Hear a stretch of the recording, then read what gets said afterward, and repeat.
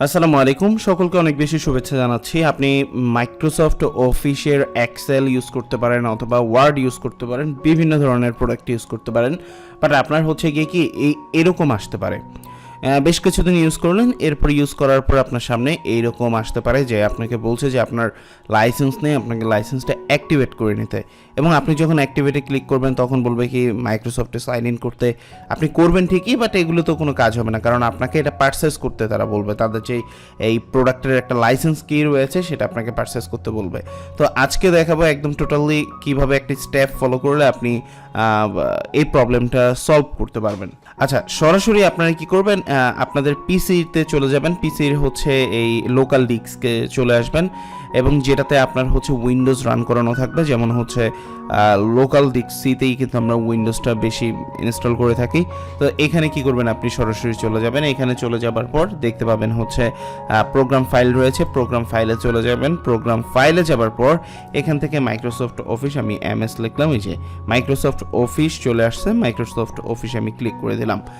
যে স্টেপটা দেখাচ্ছি এই স্টেপে বলা যায় 90% সমাধান হয়ে যায়, কিন্তু প্রবলেম সলভ হয়ে যায়। আচ্ছা, এরপর এখান থেকে আসার পর আপনি দেখতে পাবেন এই যে অফিস 16 রয়েছে, অফিস 16-এর উপর ক্লিক করে দিবেন। অফিস 16-এর উপর ক্লিক করে দেওয়ার পর এই সার্চ বারটা রয়েছে, যে সার্চ বারে চলে আসবেন এবং সার্চ বার থেকে লিখবেন ওএসপি।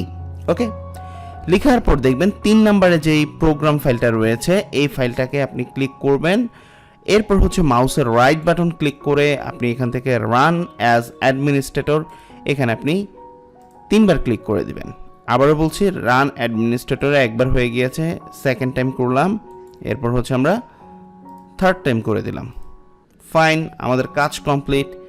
এখন আমি আর প্রবেশ করব না এক্সেলে, আপনি নিজে এবার এই প্রসেসগুলো কমপ্লিট করে এক্সেল শিটে প্রবেশ করে দেখেন আপনার প্রবলেম সলভ হয়ে গিয়েছে।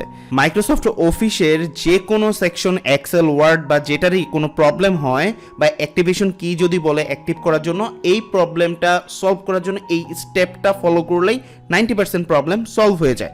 বাট তারপরে যে 10% প্রবলেম সেটা যদি সলভ না হয়, সেজন্য আমাদেরকে কমান্ড ইউজ করতে হবে। এবং কমান্ড ইউজের ভিডিও আমি তৈরি করেছি অলরেডি, সেটার ভিডিওর ডিসক্রিপশন বক্সে আমি লিঙ্ক দিয়ে দিব, অথবা পিন কমেন্টে আপনার লিঙ্ক পেয়ে যাবেন। যদি এই প্রসেসে কাজ না করে তাহলে আপনার সেই অল্টারনেটিভ প্রসেসটি ইউজ করবেন, একটা না একটা আপনার অবশ্যই কাজ করবে। এতক্ষণ সাথে থাকার জন্য সকলকে অসংখ্য ধন্যবাদ। রিকোয়েস্ট থাকবে টেক রিলেটেড ভিডিও পাওয়ার জন্য চ্যানেলটিকে সাবস্ক্রাইব করে পাশে থাকা বেল বাটন অন করে দিন। আসসালামু আলাইকুম।